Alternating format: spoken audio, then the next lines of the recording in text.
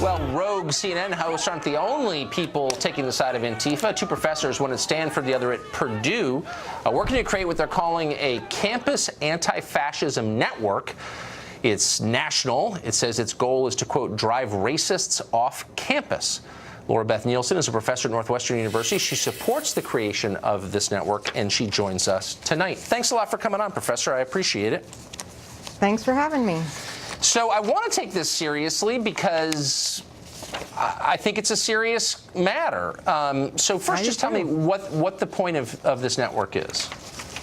Well, I should say, just to be perfectly clear, I'm not affiliated with the CAN network, the Campus Anti-Fascist Network. I'm a scholar of free speech and campus hate speech and those kinds of issues. So I looked at their materials, and I think their purpose is to try to, or what they say their purpose is, and I don't have any reason to disbelieve them, so is to help scholars of political theory, political science, and history to develop the kinds of courses about the history of fascism, to help college students make sense of what they're seeing in the news today, and to try to interpret what's going on politically. Okay, so I love the term scholar because it so rarely applies to people who work in colleges, I've noticed. I went through the syllabus to this, and I read a lot of the pieces on here. Here are some of the titles. U.S. Cops and Klan, Hand in Hand. Star-Spangled Fascism. We Charge Genocide. Right-Wing Populism and Awakening Fascism. Anti-Semitism in the White House under Donald Trump. So those are not scholarly articles. A lot of them are on just left-wing websites, political websites. But I decided to take it seriously, and as I said, I read one. And here's the piece on anti-Semitism. This is why this piece and this syllabus by the group you're supporting says Donald Trump is an anti-Semite, because he gave a speech saying this. Workers in the United States are making less than they made 20 years ago, yet they're working harder. We've seen the firsthand in the WikiLeaks documents. Hillary Clinton meets in secret with international banks to plot the destruction of American sovereignty in order to enrich these global powers, her special interest friends, and her donors. That piece says that that phrase is anti-Semitic. It holds that up as evidence that the President of the United States is an anti-Semite. That's insane. That's not scholarship. That's just lunacy. Tucker, I don't know the article that you're referring to. I should say that the syllabus that they've put up is open source. Anyone can go on there and add an article. One of the things I like to teach my students at Northwestern is how to evaluate if something is scholarly or not. So is it a peer-reviewed? No, it's a set of ideas of scholars who are trying to talk together about how to organize these classes. But there's no scholarship. That's the point. There's no scholarship in that. Is that a peer-reviewed publication? No, it's from publication? Truthout. Okay, so nothing on the syllabus is peer-reviewed. Are you sure? Yeah, I'm positive. At least the 6 ones on there that I got. American Political Science Review or the Journal of American History? Not on the one that I had. So here's the invitation letter for the peer-reviewed. Yeah. Okay. Well, you're defending without even looking at it. So it has this. It says, and I'm quoting now. I looked at it this afternoon. Oh, okay. Then maybe we're looking at something different. I think I was looking at the same thing.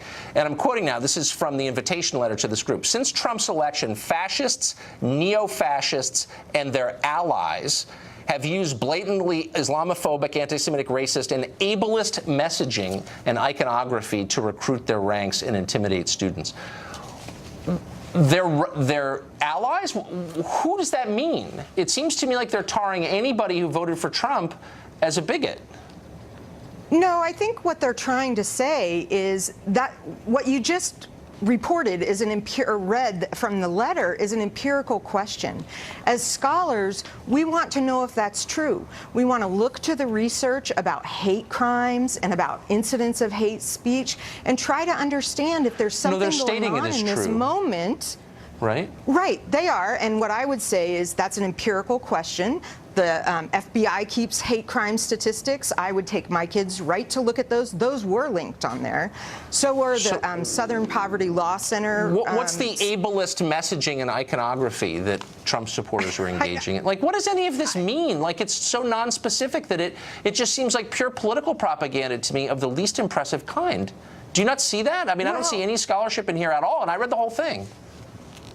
Well, I would say there's definitely a place in political theory, political science, and history for understanding the roots of fascism so that we can understand if we are having a fascistic moment and what anti-fascism is. And one thing that I see quite a bit right now is a conflation of Antifa or anti-fascists and anarchists.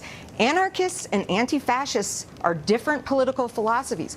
Anarchists don't believe in order. They're out there doing street violence. And maybe they're being incited, and we could talk about the free speech issues with that. But being anti-fascist means that you don't support a totalitarian government that bases loyalty, crushes opposition on the basis of nationalistic racial identity. Yeah, that's what's so silly about all of this is that, look, whatever you think of the administration, they're not crushing opposition. In fact, opposition has grown in a way that we haven't seen in my lifetime in this country. So if it's a fascist government, this is the beginning of a fascist movement, they're doing a pretty bad job of it, aren't they?